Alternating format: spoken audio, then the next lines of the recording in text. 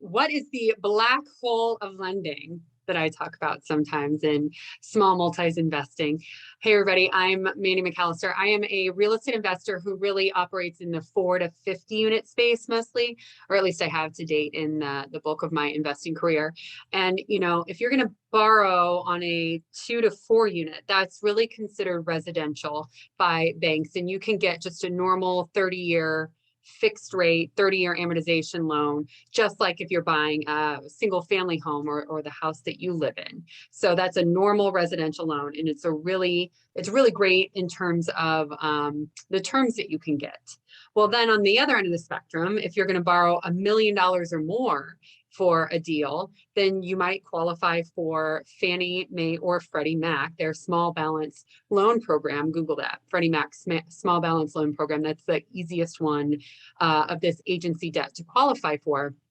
Well, you got to borrow $1 million for it, and usually you have to have had it in order to get it. But the terms are really great again. Usually a 30-year amortization.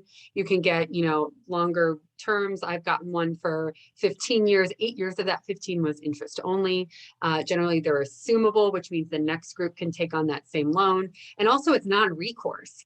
Non-recourse meaning I'm not personally liable if everything kind of hits the fan. So we've talked about really small, 2 to 4, really great lending terms, $1 million plus, really great lending terms. But what kind of happens in the middle is you end up with usually a 20 or a 25-year amortization, so a shorter time frame that you're going to pay back that loan in, which results in a larger payment every month, which can eat at your cash flow.